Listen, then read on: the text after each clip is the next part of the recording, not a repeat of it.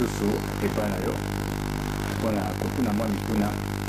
tali surtout ndenge nini oyaki kokoma na contact na papa ekani bonge ndenge nini parcours na yo esalaki te emema yo awa esilaki hasard to kaka boye yo moko okanisaki yango avant to oyokaki sango ozali koloba si tu as un problème ekwelaki yo na vie na yo nde oye kokoto wana parce que balobaka te papa ye moko ndana moto abengaka bato moto moko ayaka pamba te ya yo ezalaki ndenge nini to ekoki kolembela biso po te toyebanani. Merci papa journaliste Bolenge maloba oyo mabe bakonda loba ezekaka moto moko te akokoya epai na bongi sanke ye nzambe na kombo ya ye atanga soki na bongi abenga ye ya epe mopilika kaka bongo toloba te ngai na mofami ngai lelo oyo nayebani na kombo ya madame Gaspard Molo représentateur na bongi Congo RDC na botamaki na mboka bomwanga kuna na territoire ya Congo na province ya Équateur le 18 juin 1940. On est presque même année à quelques 2 mois de différence na botama ya Congo na Koli et na 1962 2 années après l'indépendance na fait bourse d'études oyo elengaki ngai nakende koyekola na mboka Canada nakomaki kuna le 28 septembre 1962 nakendeki mpona sala cours ya droit komama mais bango moko mpona baoriente ngai balobi soki osali droit canadien bakoki koutilize en dehors ya moki bongo malamu te neti na baorientaki ngai nasala bacours ya sociologie bongo nakende kosukisa na cours ya criminologie te nalandaki itinéraire wana mpe na 1968 esilisaki nazalaki na licence en sociologie mpe nazalaki na maîtrise na criminologie mpe na janvier 69 nazongaki na mboka ntango nazali na mboka bakonzi bamoloki te bakolo na ngai nasalaki ebongo kaka baengage ngai na service de sécurité na 69 juillet 69 baengage ngai mwaklaki moka monene mais kuna naki okuta lelo toyei na ambassadeur elile to papa mokonzi bana kuti ye kuna azalaki organisation monene ye azalaki moko ya baoyo asalaki organisation ya oyo etangamaki na ntango wana CND to centre national de documentation donc baservice de sécurité ntango nakande mosala ekomi na 70 ntango ambassadeur ntango papa sekanamongi lelo akei batindi ye na congo brazzaville akende mpona changer d'affaire na 70 ngai ntango wana azalaki na kati ya service ya sécurité oyebi makambo ezaka ebele na kati ya service sécurité na 71 nautaki na mboka japon nakendeki mission mpona ntango nazongi sans connaître la raison namikuti kaka bakangi ngai akotela ngai na prison ntango nakomi kuna nakutani na moto moko kuna ntina naloba bakombo na ye ezali te après 3 jours d'arrivé là-bas na prison ya makala balebisi ngai na moto wana abengi ngai na stade ya mpona kati kuna alobi yo ye prison te oye nde masolo ya nzambe nga na kamwe pene twanoka na ngai na ndenge wana effectivement le lendemain abandi masolo ya nzambe et puis na kati ntango bakangi ngai ndeko na ngai moko ya tata bango komona ye okoka histoire na ye dayere azali na kati ya makambo ndenge elekaki nga pote na ye banzela ya bandongo ye mpe alobi bokangi ye mpamba kanga na ngai bakangaka mpe ye donc ozala kuna na prison na ngai innocent na ndeko na ngai innocent alors nandimaki moke makambo moto alebisi ngai yo ye bakangi est-ce que oza na dossier na nga na dossier oyo na ngai nakuna nzambe bakangi ngai non oye masolo ya nzambe mpe tokosola masolo ya nzambe yango devant témoin oyo akobateki makambo yango ngai naza kokole ngai moko de toute façon tosololaki masolo ayebisaki nga makambo etali ngai moko etali mboka mpe etali nzambe oyo aza na mboka na biso mais sans que aprécise ngai makambo yango ya nzambe na mboka na biso alobi nga makambo moko amepele mpe ayebisi ngai te soki tosisi masolo oyo yo okobima mais lokola osaki eloko moko te okozonga kaka na kati ya service de sécurité nde bakotenga na étranger mpe na étranger yango okoma te nakana biloko aza azali moto moko ya makambo ya komona mwana ya mosika effectivement esambaka bongo babisaki ngai puis batongisi ngai na service de sécurité olie batianga na service de sécurité intérieur batiaki ngai na kati ya sécurité extérieure kaka pote maloba alobisi ngai ekokisa nde na janvier, février 1972, d'abord il y a comme conseiller d'ambassade dans la campagne. Justement, beaucoup de papa, il y a quand même il était avant 79, en tant qu'ambassadeur. Il y a en 72, en tant que conseiller d'ambassade.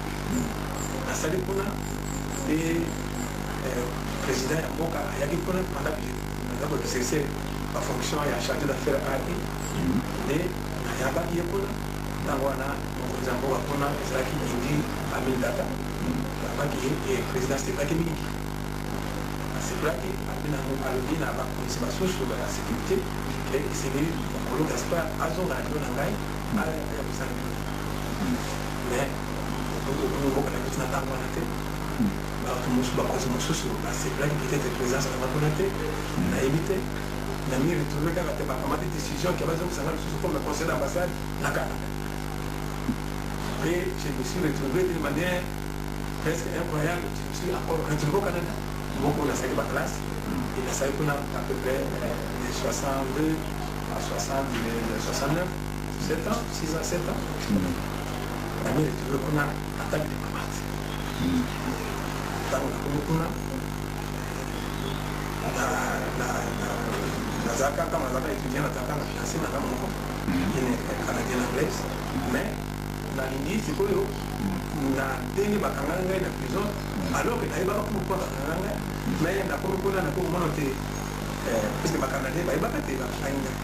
j'étais informé batuni ndenge nde oke kuna tobaki sango bakangaki wana non ezalaki likambo makasi te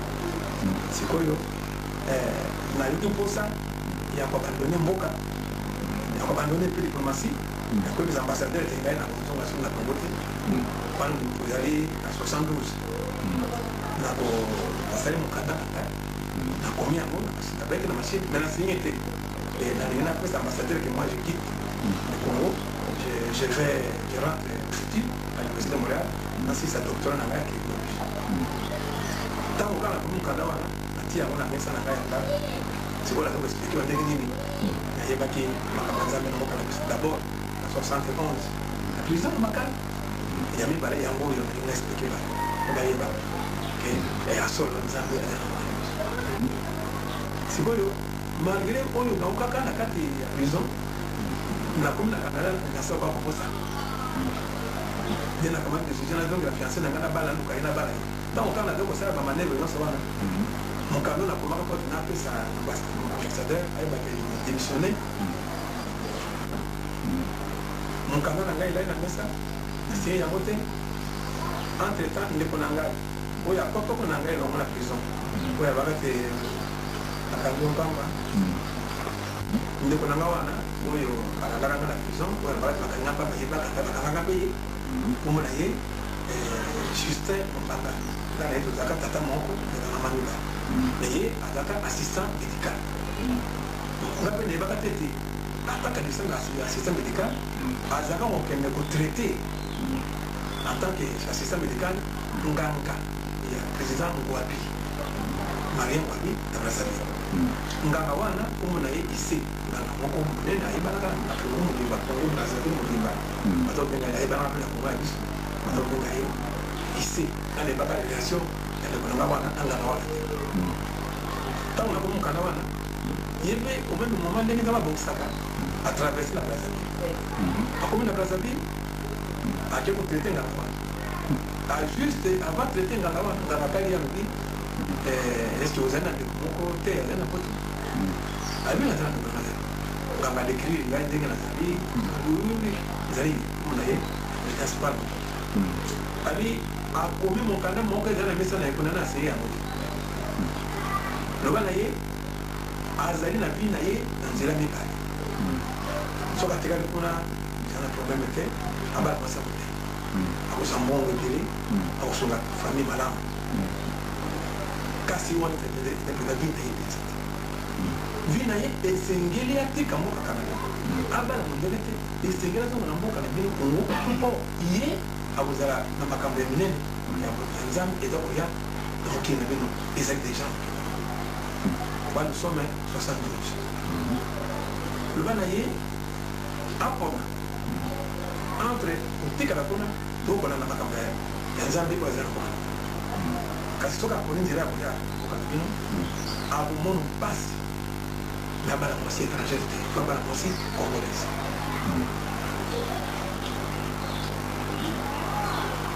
ngambe lokola nazalaka na mwa kondima botama na calculer na numere est-ce que l'opportunité ezali wana na calculer te inspiration moko eyeli ngai nalali na butu na lobi nakorépondre kozobi kaka nalali na butu natali mokanda na asilaki nano te namitali natali makambo bakomi nalobi nakomi mokanda natie na poste na canada ezwa ye ndeko nanga wana na brazzaville po ayebisa mpo nganga aza kota réponse na kamati mokanda na poste ntango mokanda ekomi epai ya ndeko nanga atoki kotangela nganga wana ese apa ese alobi ye akoki abandone mboka na ye te ya andimi alala makambo ya nzambe wana ntango nga namoni ye te ayebi te ali yebisa ye ke azali mobali alors papa journaliste banda 72 ngai oyo ndeko na yo nazokosola na yo lelo nazalaka convaincu sanke namona ke oyo balobaka nanga wana ezali lokuta te po oyebi nzambe asalaka na bato nyonso apondoko nganga wana aza komona ndenge ya mabe mais nzambe akoki utiliser n'importe quel esprit ya mabe te malamu mpo ekomisa sango na ye ndenge wana nayebaki sango ya existence ya nzambe na mboka na biso meme detail nazwaka te me nandimaka ondima nandimaka nde esuki ngai te etundala na nzela oyo nzambe atindaka na monoko ya nganga na respecte malobana mpo nalandaka maloba ya nganga te nayebaka te maloba wana ezali ya nzambe kaka lelo nasongaki na mboka na biso na 76 mpo nalekaki avant nazonga na congo nalekaki nazali diplomate na mboka